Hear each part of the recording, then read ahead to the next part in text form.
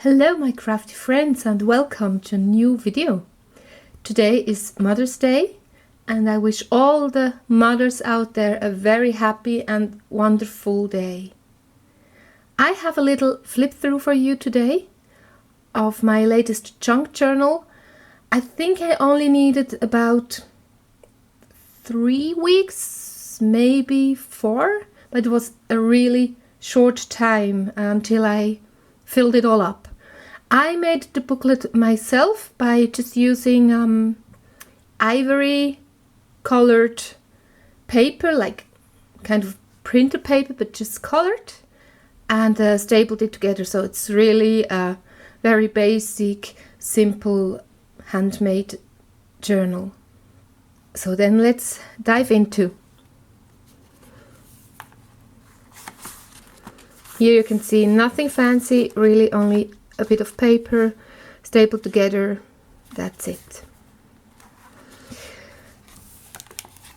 What I can say about this journal, it's like, you know, when you do junk journals, I compare them.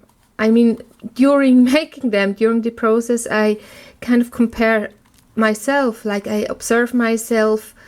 What did I made different this time to the other junk journals before, or art journals, or whatever I finished already? And this time I was less, or let's say even less controlled. Here, for example, it's all fabric. It's just everything is fabric pieces I put together. You know, if you have already seen other videos of me, I always talk about not think too much or not plan out the pages and being spontaneous and all that stuff. And I think this time I really could let myself go. This page is made from makeup, so like eyeshadows and stuff like that. This page I made on Easter, and I really I had one color palette of watercolors, and I just looked how I can mix them and blend them and yeah, playing around. So what I was about to say is I listened to podcasts a lot making those pages. I still occupying myself a lot with minimalism and decluttering and all that goes with it, and making these pages. It was mainly in the evening when all my kids were asleep and I had a bit of spare time, and I felt that just gluing down things or painting, or just grab some stickers. Actually, these are made by me.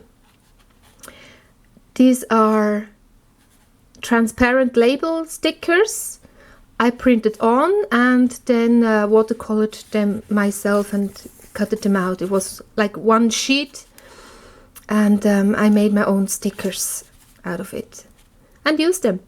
Finally used them. So journaling in here was really a way of letting go of the day, of things that worry me, that I was thinking of the whole day, or, you know, things that happen to us in our life and might be challenging. And in this journal, I allowed myself to just release in the evening. It didn't have to be beautiful. It wasn't made to be beautiful. I mean, also the notebook was very simple, so I didn't use a pretty patterned paper. It was just blank.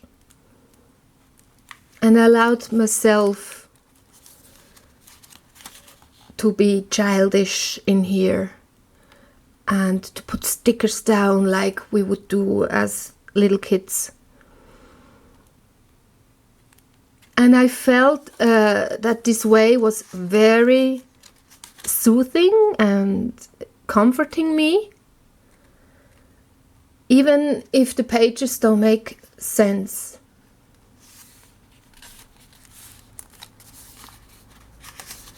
And still, it has a lot of personal kind of informations in there. I mean, I have kind of a link in my brain to pages like that. I know how I felt when I did this page, and it's still a little memory keeper, so to say, even though it's very spontaneous, and it didn't take me that much time as if I would work on a real art journal page or a canvas or such.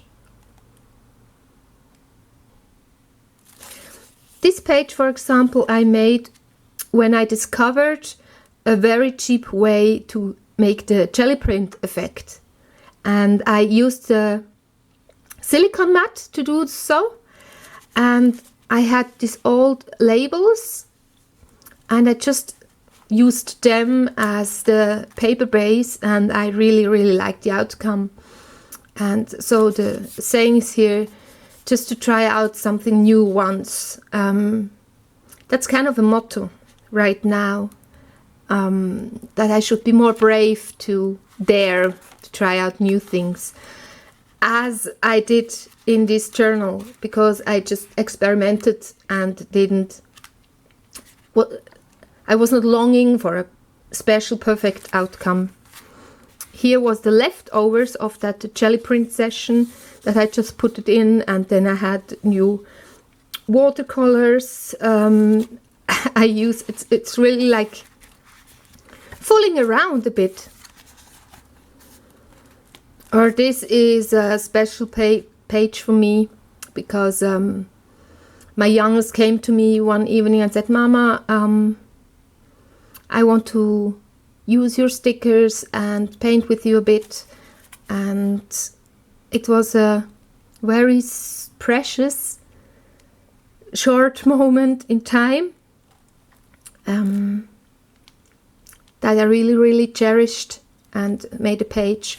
And since he loves cats so much, I used this little cat sticker, and yeah.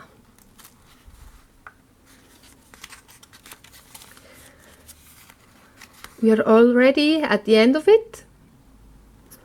I can only encourage you to have, maybe besides the beautiful journals and beautiful art journal and scrapbook layouts, to have to such a kind of journal to bring your inner child out to play when life can really get rough. It's a very warming way to reconnect to yourself and to embrace the inner child as your own mother. Thank you so, so much for watching. I wish you a wonderful day and see you soon. Bye bye.